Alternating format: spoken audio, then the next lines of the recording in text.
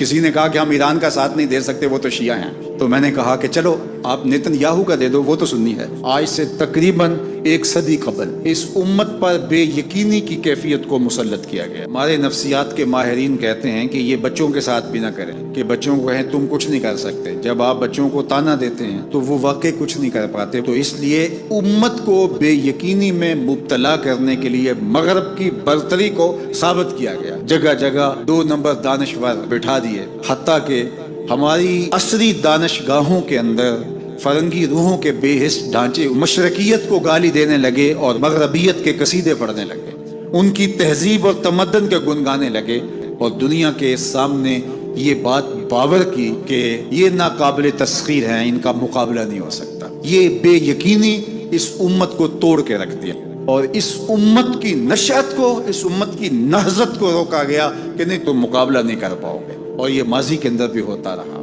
قوم موسیٰ نے کہا تھا ہم تو مقابلہ کر نہیں سکتے، موت سے بدتر زندگی تھی، اور یہ بالکل ہتھیار پھینک چکے تھے۔ پھر حضرت موسیٰ آئے اور ان کو کھڑا کیا، ہمت دلائی، دریائے نیل کے کنارے آئے تو پھر آڑ کے کھڑے ہو گئے۔ چونکہ 12 قبیلے تھے تو کہنے لگے کہ ہم ایک ہی راستے سے نہیں گزریں گے، دشمن پیچھے چڑھا ہوا ہے اور یہ قوم اڑ کے کھڑی ہوگی دریا نیل کے کنارے کہ نہیں ہم ایک سوراخ سے نہیں گزریں گے، ہمارے قبیلے الگ الگ ہیں، لہٰذا ہمارے لیے الگ الگ راستے بناؤ۔ قومیں جب نکبت میں رسوائی میں چلی جاتی ہیں تو یہی حال ہوتا ہے۔ وہ کسی نے کہا کہ ہم ایران کا ساتھ نہیں دے سکتے، وہ تو شیعہ ہیں۔ تو میں نے کہا کہ چلو آپ نیتن یاہو کا دے دو، وہ تو سنی ہے۔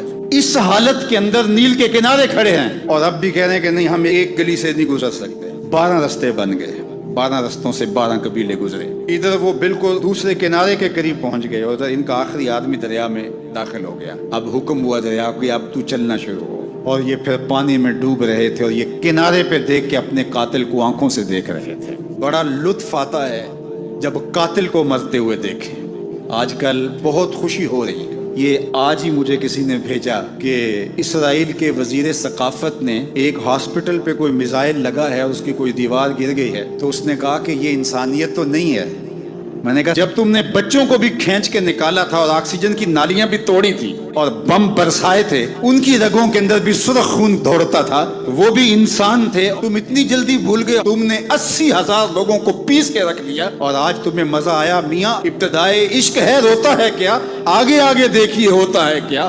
ابھی تو تمہیں پتہ چلے گا کہ درد کیا ہوتا ہے۔ ابھی 1-2 ماہ قبل آئرن ڈوم کی کہانیاں یہ دانشور ہمیں سنا رہے تھے۔ وہ کہتے تھے وہاں چڑیا بھی اندر نہیں جا سکتی، لیکن پھر دنیا نے میزائل جاتے دیکھے، کیسا خوف زدہ کیا ہوا تھا۔ نہیں ناقابل تسخیر ہے، اس کا مقابلہ نہیں ہو سکتا۔ وہ آسمان سے اترے ہیں، خدا چاہے تو ممولے سے شہباز کو لڑا دے، وہ تو ابابیلوں سے ہاتھی مروا دیتا ہے۔ تو اللہ جل شانہ کمزور نہیں ہوا، اس کی خفیہ تدبیریں ابھی ختم نہیں ہوئیں اور کبھی ختم نہیں ہوں گی۔ تم ایک چال چل رہے ہو اور وہ تمہیں چال میں پھنسا رہا ہے۔ میرے اللہ نے اس امت کے تنے نازک کے اندر زندگی کی لہریں پیدا کر دی ہیں اور ایک تموج پیدا ہو گیا ہے۔ اگرچہ آج بھی وہ فلسفہ، آج وہ دانشوری کا جعلی غلغلہ موجود ہے، آج بھی مایوسی کے نعرے لگائے جا رہے ہیں۔ 4 دن کی کہانی ہے، اس کے بعد آپ کو ایران کھنڈر بنا دکھائی دے گا، بن جائے کھنڈر، اس سے کوئی فرق نہیں پڑتا۔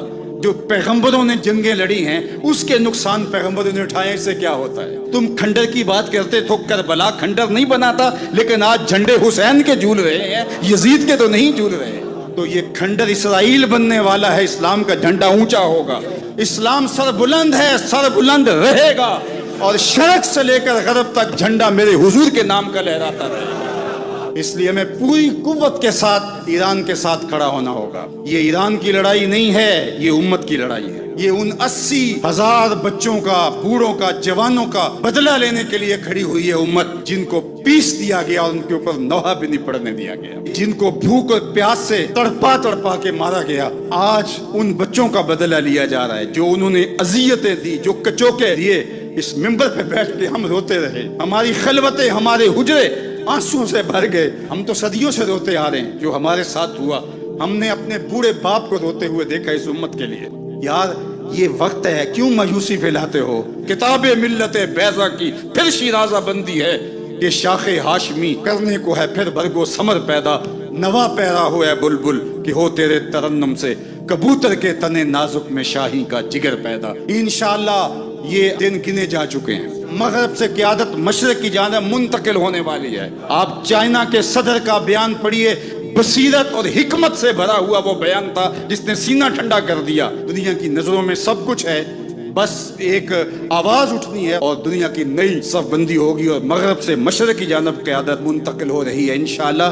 اور وہ وقت دور بھی نہیں ہے، اسلام کا جھنڈا پوری دنیا کے اوپر لہرائے گا اور مسلمان سر بلند ہوں گے. اور یہ بات ہم عرض کرنا چاہتے ہیں، پوری دنیا بھی اسرائیل کو مان لے، پاکستان کبھی تسلیم نہیں کرے گا انشاءاللہ. ہمارے بانی قائد اعظم محمد علی جناح نے کہا تھا کہ یہ امہ کے قلب میں گھسایا گیا خنجر ہے اور یہ مغرب کی ناجائز اولاد ہے، ناجائز ریاست ہے، کسی صورت کے اندر بھی ہم اس کو قبول نہیں کریں گے. آج یہ بات بھی سننے کو مل رہی ہے کہ شاید پاکستان ایران کے خلاف اپنے اڈے فراہم کر رہا ہے. ایسا کبھی نہیں ہوگا، یہ سوائے افواہ کے اور کچھ نہیں ہے. ہم اتنے گرے ہوئے ہیں کہ اپنے ہمسائے ملک کے مقابلے کے اندر ہم اڈے فراہم کر دیں گے. کیا ہماری غیرت اتنی بھی نہیں ہے؟ کبھی نہیں ہوگا انشاءاللہ. ہم ایران کے ساتھ کھڑے ہوں گے. کیسے کھڑے ہوں گے؟ یہ ہمارے عسکری ماہرین کا تجربہ ہے کہ انہوں نے کیسے کھڑے ہونا ہے اور کس طرح ساتھ دینا ہے. ہم وہاں سے زخم لگائیں گے، تمہیں پتہ بھی نہیں چلے گا یہ تیر آیا کدھر سے ہے انشاءاللہ. تم چیخو گے لیکن تمہیں پتہ نہیں چل سکے گا کہ یہ پہنچا کیسے ہے، کس راستے آیا ہے. انشاءاللہ اب تمہارے رونے چیخنے کا دور شروع ہوا اور انشاءاللہ بیت المقدس ان قریب ایسے مرحلے میں پہنچے گا کہ ہم یہاں کہہ رہے ہوں گے کہ ہم بیت المقدس کے راستے مدینے جا رہے ہیں. انشاءاللہ بیت المقدس آزاد ہوگا اور ہم ایسے حج عمرے کریں گے کہ اللہ کے ایک گھر سے احرام باندھیں گے اور دوسرے گھر میں جا کے عمرہ کر کے اور حج کر کے کھولیں گے انشاءاللہ العزیز. وہ وقت جلد یا بدیر آنے والا ہے جو کہ الحق کو یالو ولا یولا الیہ، حق ہی سر بلند ہو.